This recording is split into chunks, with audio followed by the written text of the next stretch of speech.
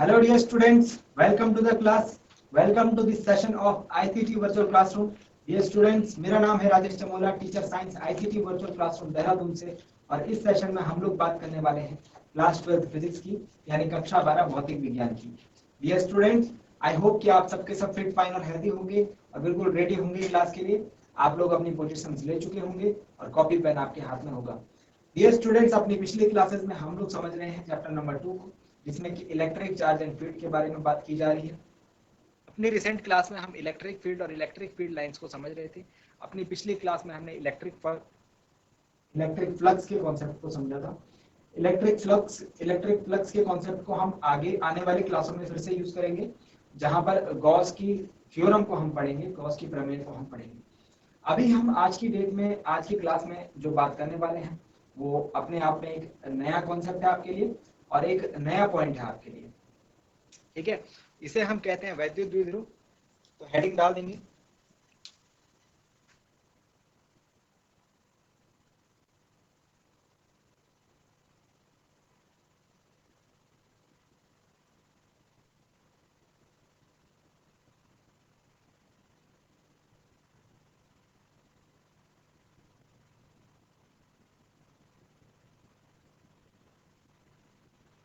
वैद्युत द्विध्रुव यानी कि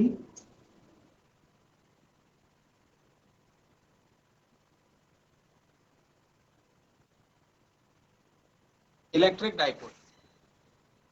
इलेक्ट्रिक डाइपोल को समझिए बच्चों, हम लोग अभी आवेशों के बारे में, आवेशों के साथ डील कर रहे हैं, यानी चार्जेस के साथ डील कर रहे हैं। तो कैसा कॉम्बिनेशन है जरा समझने की इसको कोशिश करना। सपोज दो आवेश हैं हमारे पास,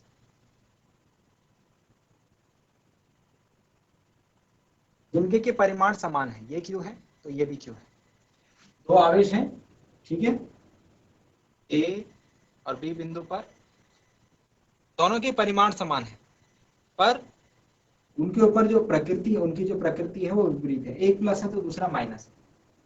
ठीक है, दो चीजें बोली, परिमाण समान लेकिन जो आवेश है वो विपरीत है। और यदि ये एक दूसरे से अल्प दूरी पर स्थित है, हम इस अल्प दूरी को 2l नाम देते हैं। 2l नाम क्यों देते हैं? यहाँ बीच में कोई पॉइंट ले लेंगे, उससे यहाँ की दूरी l और यहाँ की दूरी l, तो इस समायोजन को हम बोलते हैं द्विध्रुव। इस समायोजन को हम क्या बोलते हैं? वैद्युत द्विध्रुव। तो वैद्युत द्विध्रुव क्या है? वैद्युत द्विध्रुव में हमको क्या करना है? दो आवेश, लिखिए चलिए इसे, दो आवेश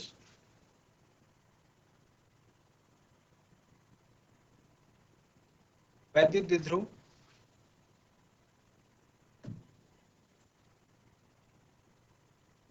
इस प्रकार से लिखिए, वैद्युत द्विध्रुव इलेक्ट्रिक डाइपोल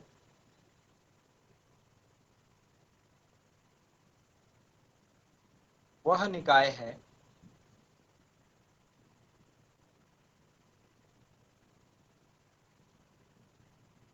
है जिसमें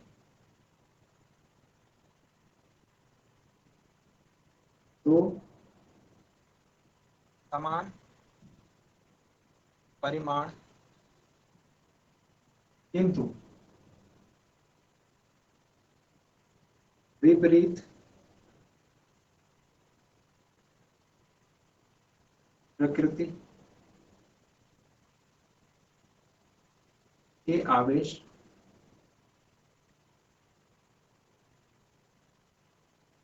एक दूसरे से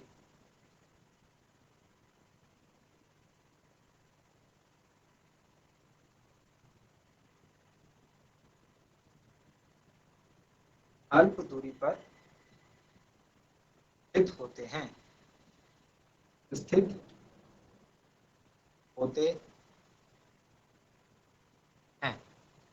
वैद्युत द्विध्रुव वह निकाय है, electric dipole is that system in which two equal but opposite charge are at a very small distance from each other. ठीक है, वैद्युत द्विध्रुव वह निकाय है जिसमें दो समान परिमाण किंतु विपरीत प्रकृति के आवेश एक दूसरे से अल्प दूरी पर स्थित होते हैं। इसे नोट डाउन कीजिए और ये डायग्राम भी बनाइए। यहाँ पर जो रिप्रेजेंटेशन है वैद्युत द्विध्रुव का, इसके नीचे लिख देंगे हम।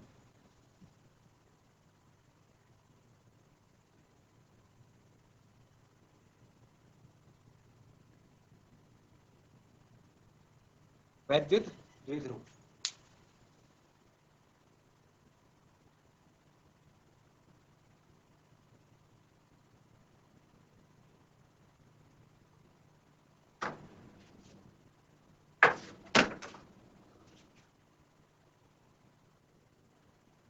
लिख लिया आपने?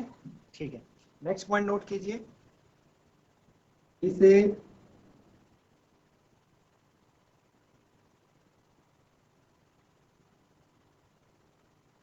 ई वेक्टर द्वारा निरूपित करते हैं। और आप देख रहे होंगे कि इसके ऊपर मैंने एक एरो लगाया है, यानी वेक्टर लगाया है। तो इसका क्या मतलब है? कैसी राशि है? यह एक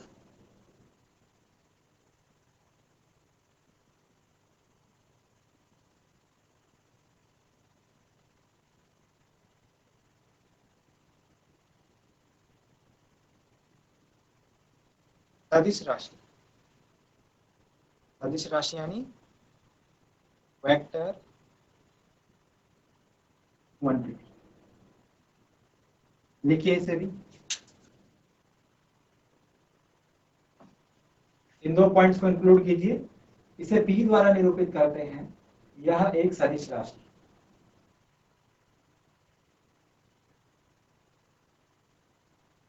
लिख लिया? नोट डाउन कर लिया? चलिए जल्दी नोट डाउन कीजिए, फिर इसको मिटा करके और बातें हम लिखेंगे इसमें।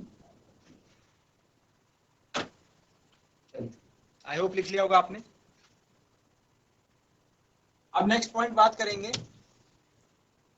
अगर सदिश राशि है तो इसकी दिशा होगी कुछ, और इसकी दिशा किस प्रकार से निर्धारित करेंगे? तो जब आप वैद्युत द्विध्रुव में दिशा का निर्धारण करेंगे,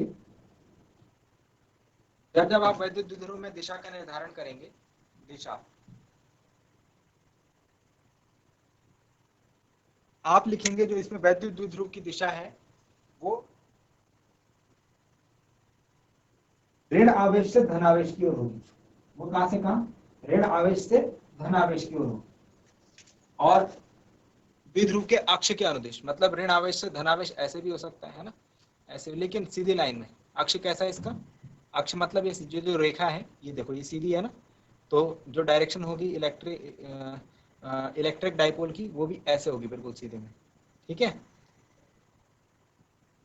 तो लिखेंगे अक्ष के अनुदिश, मतलब अक्ष के साथ साथ अक्ष की ही दिशा में, जो सीधी डॉटेड लाइन आपको दिख रही है उसके साथ साथ होगी। पर कहां से कहां होगी? -q से +q के तरफ। ऐसे ध्यान रखना इसको, ऋण आवेश से धन आवेश की। देखिए इसे भी लिखिए। ओके, लिखने से पहले इसका जो फॉर्मूला है वो हम इस प्रकार से लिखते हैं, P = Q × 2L। P = Q × 2L, इसका सूत्र है। Q क्या है? Q आवेश का परिमाण है, जहां Q प्रत्येक आवेश का परिमाण, क्योंकि दोनों आवेश जो है बराबर है ना। लिखते रहिए साथ साथ में। परिमाण, परिमाण means magnitude, magnitude of charge, and L is 2L is -q व +q के बीच की दूरी, यानी distance between charges -q and +q। देखिए इसे।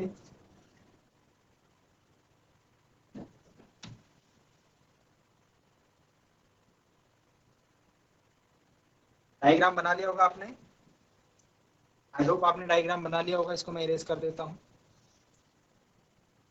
अब दो पॉइंट्स के ऊपर डिस्कशन करेंगे। नंबर 1, इसका मात्रक, SI मात्रक की हम लोग बात करते हैं। नंबर 2, विमा। Unit and dimension. कोई भी क्वांटिटी आप नहीं पढ़ रहे हैं, उसकी यूनिट और उसकी डायमेंशन आपको पता होनी चाहिए। तो इसकी यूनिट क्या होगी, मात्रक क्या होगी, कूलाम मीटर। कूलाम मीटर, या हम कैसे लिख सकते हैं इसको, सी एम। सी का मतलब कूलाम, एम का मतलब मीटर। इसकी डायमेंशन कैसे निकालेंगे हम? डायमेंशन कैसे निकालेंगे, क्यू की जो डायमेंशन, क्यू की विमा होती है, आवेश की विमा होती है 80 और लंबाई की विमा एल। तो जो डायमेंशन निकल करके आएगी वैद्युत द्विध्रुव की विमा ATL, वैद्युत द्विध्रुव का मात्रक कूलाम मीटर। नोट डाउन कीजिए। नोट डाउन कीजिए बच्चों। चलिए देखो इसके उदाहरण लिखेंगे अब। नेक्स्ट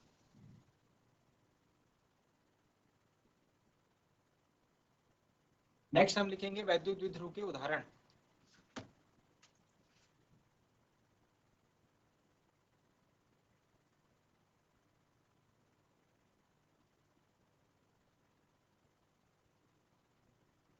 उदाहरण यानी एग्जाम्पल। उनके उदाहरण देखिए, HCl, H2O या NH3 आदि के अणु, यानी कि molecules of hydrochloric acid, water and ammonia, NH3 etcetera.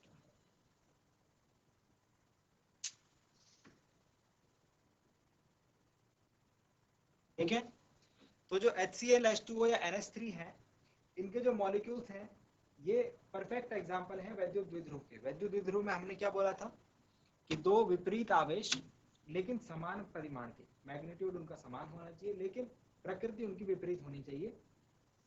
वो एक दूसरे से अल्प दूरी पर, ऐसा नहीं कि उनके बीच की दूरी ज्यादा हो। तो यहाँ पर हमने हाइड्रोजन और क्लोरीन से मिलकर बनने वाले एक अणु का उदाहरण लिया है। तो हाइड्रोजन आप जानते हैं उसके पास धनावेश होता है, क्लोरीन के पास ऋणावेश होता है ना, प्रकृति में विपरीत, और कितने कितने, एक एक है ना, परिमाण भी समान है। अब इनके बीच की दूरी अगर बहुत छोटी होगी तो H और Cl का जो मैं एक द्विध्रुव है इसको बना करके आपको दिखा रहा हूं एग्जाम्पल से, आप देखिए उसको।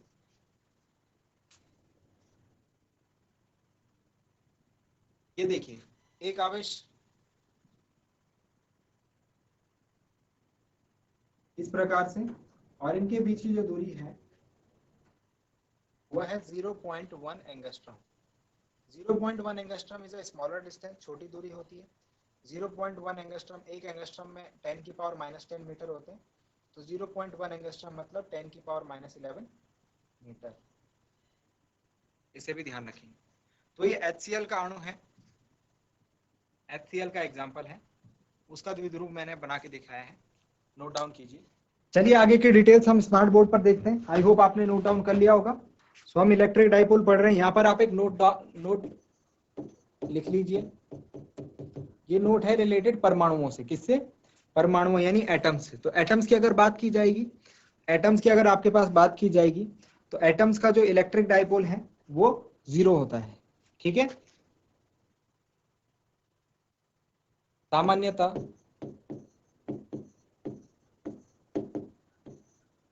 किसी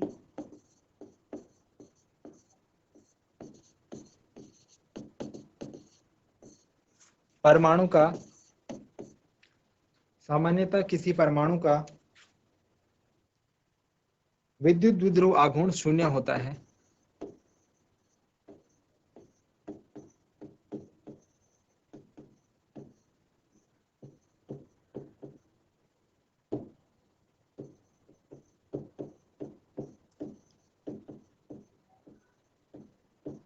शून्य होता है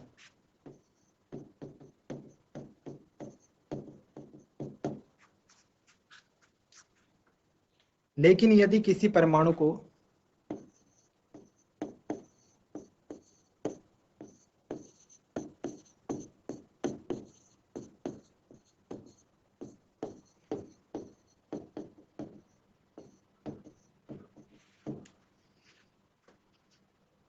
विद्युत क्षेत्र में रख दिया जाए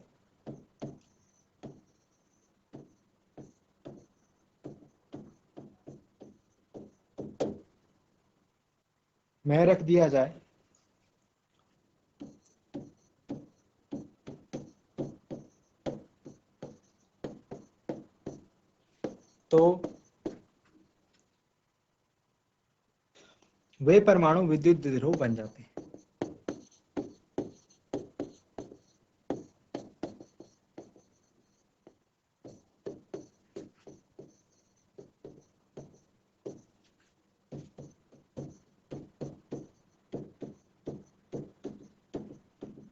तो ये बात आप नोट डाउन रखेंगे कि परमाणुओं को अगर हम कंसीडर करें तो उनका विद्युत द्विध्रुव आघूर्ण क्या होगा, शून्य होगा।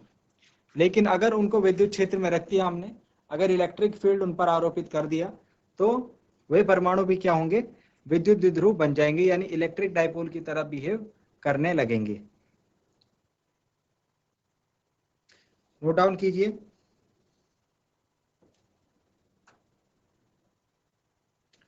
कर लिया? अब नेक्स्ट हेडिंग डालिए। जो नेक्स्ट हेडिंग है, यहां से अब क्वेश्चन आपके लिए इंपॉर्टेंट बनने वाला है। विद्युत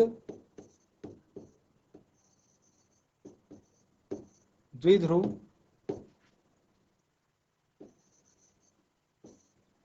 के कारण क्षेत्र।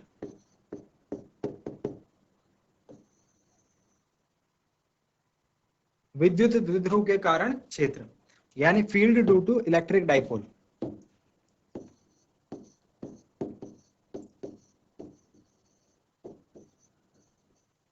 इसको समझते हैं पहले, इसका क्या मतलब हुआ। देखो, इलेक्ट्रिक डाइपोल एक कैसा अरेंजमेंट है, इलेक्ट्रिक डाइपोल एक ऐसा अरेंजमेंट है जिसमें कि आवेश है ना, विपरीत आवेश है, लेकिन विपरीत प्रकृति के आवेश हैं, लेकिन परिमाण भले ही समान है, लेकिन प्रकृति क्या है, विपरीत है। आपको पता है आवेशों के मध्य जो है बल काम करते हैं, चाहे आकर्षण बल हो या प्रतिकर्षण बल हो। तो यहाँ पर हमारे पास इलेक्ट्रिक डाइपोल में विपरीत प्रकृति के आवेश है, तो उनके बीच में आकर्षण का बल हमको देखने को मिलेगा। ये इसके फलस्वरूप जो है विद्युत बल, यानी कि इन आवेशों के फलस्वरूप विद्युत द्विध्रुव के चारों ओर एक क्षेत्र का निर्माण होगा, है ना, जिसको हम की इलेक्ट्रिक फील्ड बोलते हैं। तो वो क्षेत्र कितना होगा, विद्युत द्विध्रुव के चारों ओर जो क्षेत्र बनेगा, जो इलेक्ट्रिक फील्ड बनेगा, वो उसका परिमाण क्या होगा, उसके परिमाण को हम किस प्रकार से नोट डाउन करेंगे। उसके लिए हमारे पास अब जो फॉर्मूला हम डिड्यूस करेंगे वो उसके लिए करेंगे। अब तक हमने देखा था कि एक बिंदु आवेश के कारण उसके चारों ओर उत्पन्न होने वाला जो विद्युत क्षेत्र था वो हमने अपनी पिछली क्लास में नोट डाउन करा था। एक बिंदु आवेश के कारण चारों ओर रखे किसी दूसरे आवेश पर लगने वाले बल को हमने कूलाम के नियम के द्वारा नोट डाउन करा था। अब विद्युत द्विध्रुव के कारण जो क्षेत्र है उसको हम आज की क्लास में नोट डाउन करेंगे। उसके लिए आपको पता होना चाहिए कि एक विद्युत क्षेत्र की जो वैल्यू है हम किस प्रकार से डिसाइड करते हैं, ठीक है। और दूसरी चीज ये है कि विद्युत द्विध्रुव के दो पोजीशंस होंगी।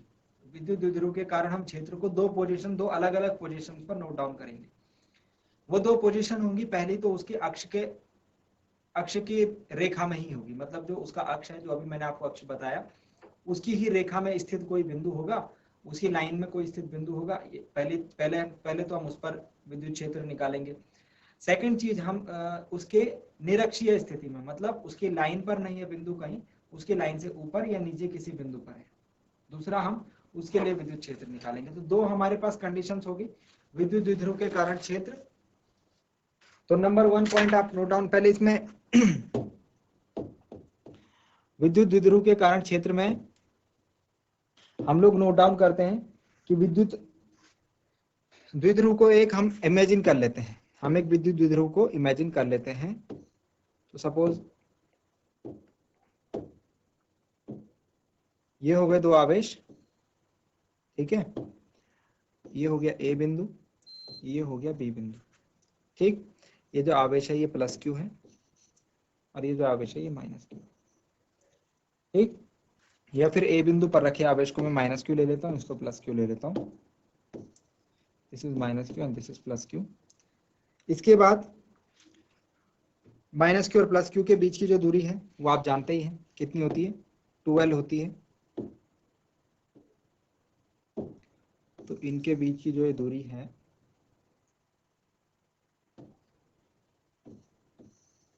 इसको मैं ऊपर लिखता हूं, this will be 2L। 2L मतलब अगर इसके सेंटर में कोई बिंदु ले लूं, इसके सेंटर में कोई बिंदु ले लूं ठीक बीच में, ये इस बिंदु को मैं नाम दे देता हूं O, इस बिंदु को मैं नाम दे देता हूं O। तो O से लेकर B तक के बीच की जो दूरी होगी, O से लेकर B तक के बीच की जो दूरी होगी उसे मैं कहूंगा L। इसी प्रकार O से A तक के बीच की दूरी को भी मैं कहूंगा L। इतनी बात समझ में आ गई? इतनी बातें समझ में आ गई होंगी।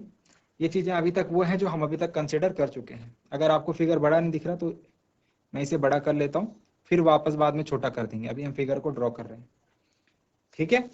ये रहा एक विद्युत द्विध्रुव आघूर्ण बना रखा मैंने माइनस क्यू प्लस क्यू आवेश वाला। इसके बीच में कोई बिंदु O ले रखा है जहां से कि दोनों जो O से A की दूरी L और O से B की दूरी L दोनों बराबर है, ठीक है। अब जिस बिंदु पर हमको क्या करना है, जिस बिंदु पर हमको विद्युत क्षेत्र की गणना करनी है उस बिंदु को मैं लेता हूं इधर कहीं इस किसी पोजीशन पर, यहां पर, ठीक है। उस बिंदु को मैंने लिया है इस पोजीशन पर, ठीक हो गया। अब देखिए इस बिंदु को मैं नाम दे देता हूं P, ठीक है। इस पॉइंट P पर मुझे निकालना है विद्युत क्षेत्र, ठीक है। तो इसके लिए कुछ पॉइंट्स आपको मैं लिखवा रहा हूं, ठीक है। जैसे सपोज ये O है, ये O से इस P के बीच की जो दूरी है वो है R। ये जो O है, O से P के बीच की दूरी है R। तो आप मुझे बता सकते हैं B से P के बीच की दूरी कितनी हो जाएगी? B से P के बीच की दूरी कितनी हो जाएगी? R माइनस L, राइट, ठीक है। क्योंकि O से B के बीच की दूरी L है और B से P, O से P पूरा R है, तो B से P निकालना होगा। देखो OP is equal to O, हमको निकालना है BP, तो BP is equal to OP minus OB करके हम निकाल सकते हैं। तो OP हमारा R है और OB हमारा L है, तो R माइनस L करके मैंने निकाल दिया, ठीक है। इसी प्रकार से अगर मैं बोलूं कि AP कितना होगा, ये A बिंदु से P बिंदु के बीच की दूरी कितनी होगी, तो ये होगी R प्लस L, है ना, क्योंकि O तक R है दूरी और उसके आगे L भी है, तो R प्लस L हो जाएगा, ठीक है। तो ये दूरियां मैंने निकाल दी। अब जो चीजें मैंने यहाँ पर नोट डाउन करी अभी आपके सामने, उसको मैं शब्दों में भी लिख लेता हूं, उसको मैं शब्दों में भी लिख लेता हूं। तो मेरे साथ साथ लिखिए, माना लेट एक विद्युत द्विध्रुव AB है,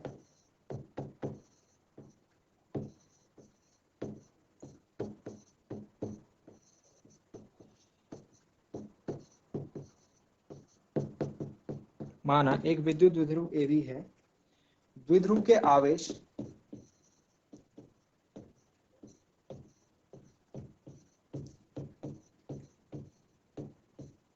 माइनस Q और प्लस Q क्रमशः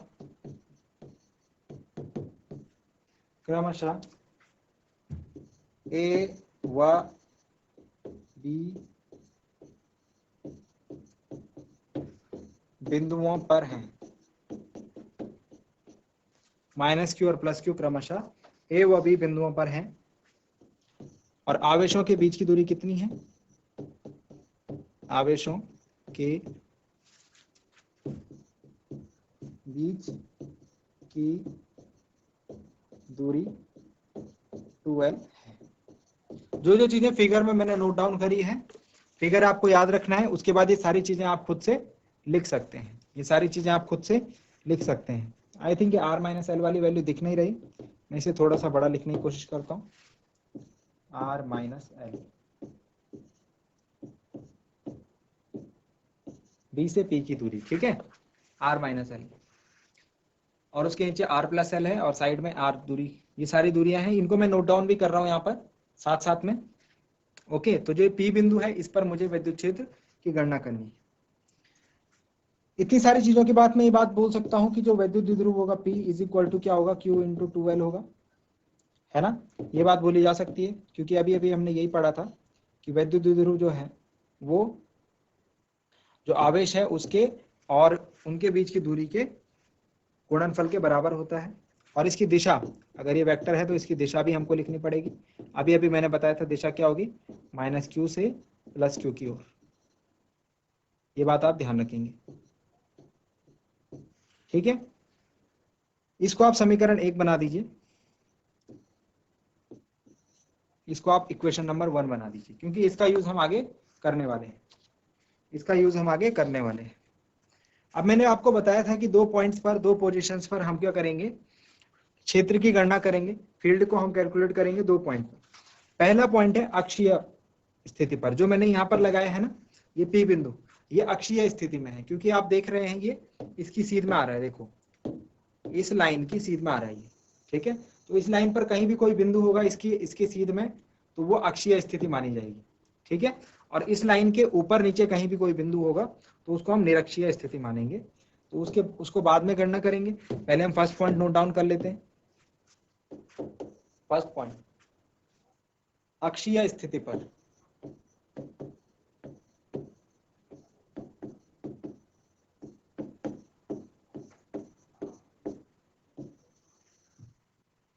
eight axial point, eight axial point, अक्षीय स्थिति पर, इसको हम अनुदैर्ध्य स्थिति भी बोलते हैं। तो ध्यान रखिएगा, किसी भी नाम से अगर पूछा जाए तो आपको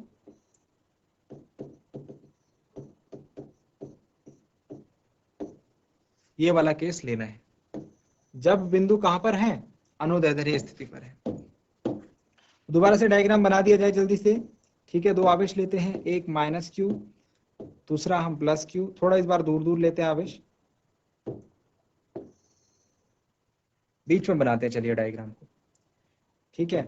और दूसरा आवेश हो जाएगा +q, ठीक है। और बिंदु लेते हैं हम इससे कहीं दूर इस रेखा में, ओके। और अब इनको मिला देते हैं हम,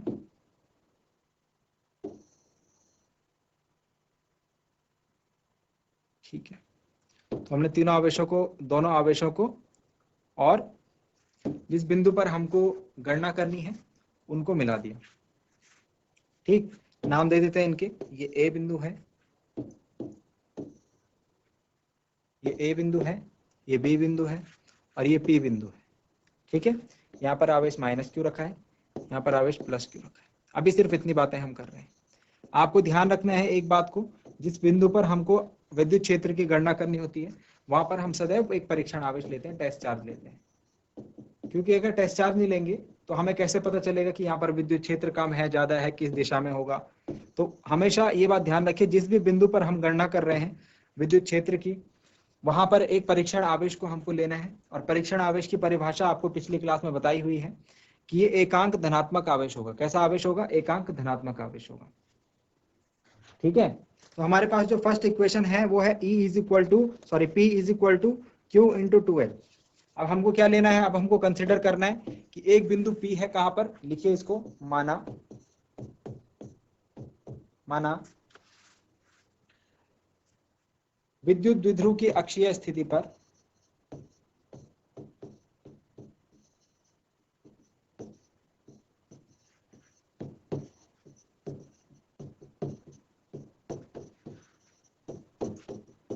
पर एक बिंदु P है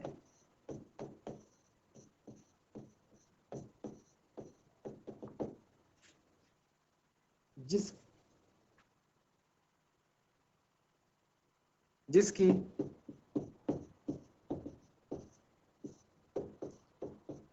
द्विध्रुव के मध्य बिंदु से दूरी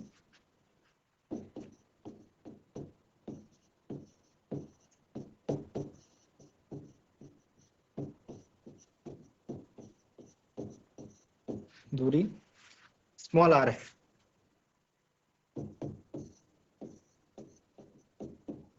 तो दूरी डिनोट कर लेते हैं भाई। ये जो मध्य बिंदु होगा पहले द्विध्रुव का, इसको डिनोट कर लेते हैं। द्विध्रुव का मध्य बिंदु होगा यहाँ कहीं पर, है ना। इसको हम ओ नाम दे देते हैं, इसको हम क्या नाम दे देते हैं, ओ। तो ये ओ है द्विध्रुव का मध्य बिंदु। आप जानते हैं अभी अभी हमने डिसाइड करा था, ये बात बताई थी कि ये दूरी भी एल होगी और ये दूरी भी एल होगी, क्योंकि पूरे द्विध्रुव की जो दूरी होती है वो 2l होती है, और मध्य बिंदु पर अगर ओ है तो मध्य बिंदु से दोनों साइड की दूरी एल होगी। अभी क्या बात करी हमने, अभी हमने ये बात करी कि जो यहां से दूरी होगी इस बिंदु P की, वो स्मॉल r है, ठीक है। अभी हमने ये केस कंसिडर करा है फर्स्ट पॉइंट में। अभी हमने फर्स्ट पॉइंट में क्या कंसिडर करा है, दूरी OP बराबर स्मॉल r, ठीक है, ध्यान रखेंगे इसे। नेक्स्ट लिखिए,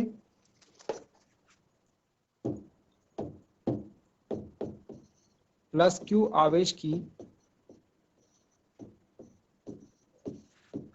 प्लस Q आवेश की P से दूरी, पीछे बताया था आपको, प्लस Q आवेश की P से दूरी क्या होगी, BP। ये यहाँ पे रखा है प्लस Q आवेश, इसकी P से दूरी क्या होगी, BP। BP अभी पीछे निकाल के दिखाया था आपको, R माइनस L आएगा, है ना, R माइनस L आएगा। और माइनस Q आवेश की P से दूरी अगर हम कैलकुलेट करेंगे तो माइनस Q आवेश कहां पर रखा है, A बिंदु पर, तो AP कितना होगा, R प्लस L।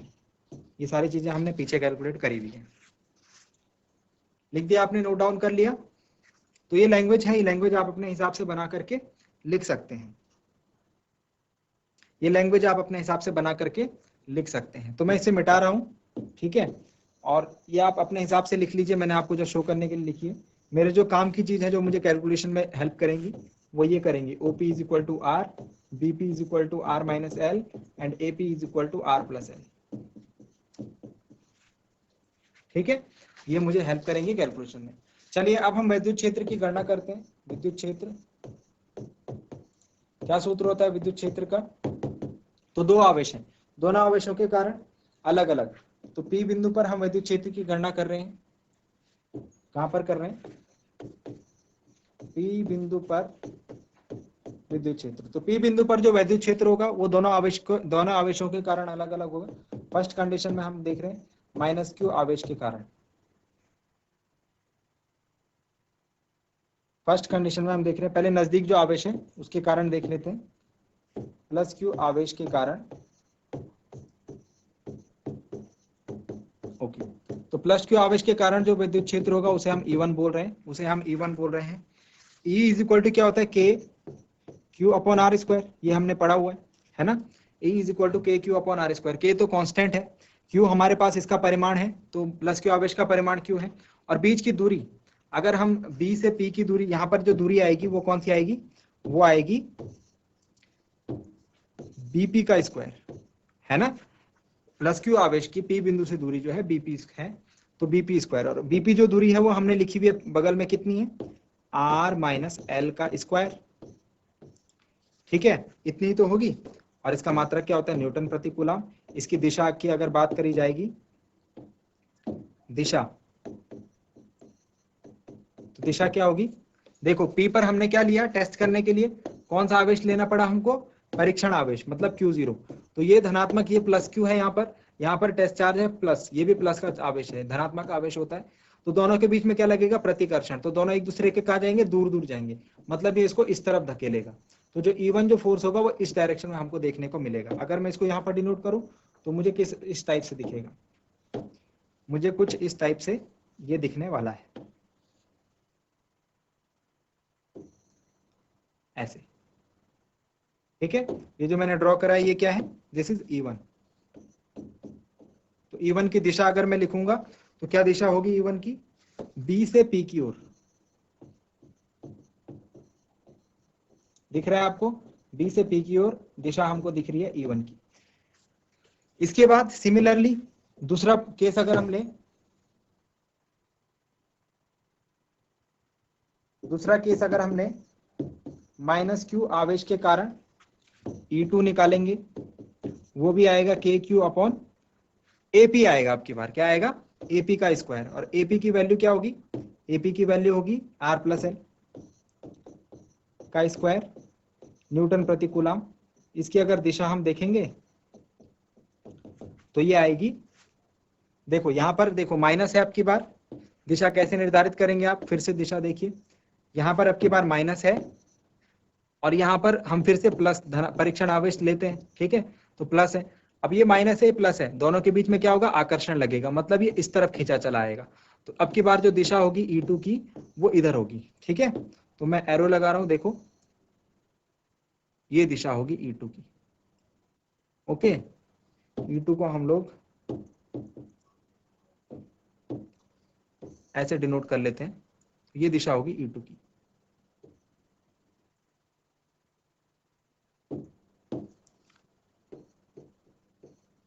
दिशा लिख लीजिए P से A की ओर। तो चलिए डियर स्टूडेंट्स, आई होप कि आपको आज जो बातें बताई गई वो समझ में आएंगी। समय की कमी के कारण आज की क्लास को हम यहाँ पर रोकते हैं। इस डेरिवेशन को, इस जो एक्सप्रेशन है, इसको कंप्लीट करेंगे हम अपनी अगली क्लास में। आई होप कि आज जो बातें आपको बताई गई वो समझ में आई होंगी, इंटरेस्टिंग लगी होंगी। डेरिवेशन हम पूरा करेंगे, अगली क्लास में कंप्लीट करेंगे। सो जो बातें आपको आज बताई गई हैं उनको आप घर से एक बार जरूर रिवाइज करें, उन पर ध्यान दें। मिलते हैं अगली क्लास में एक नए और इंटरेस्टिंग टॉपिक के साथ। क्लास से जुड़ने के लिए आप सभी का बहुत बहुत धन्यवाद। Thank you very much and have a nice day.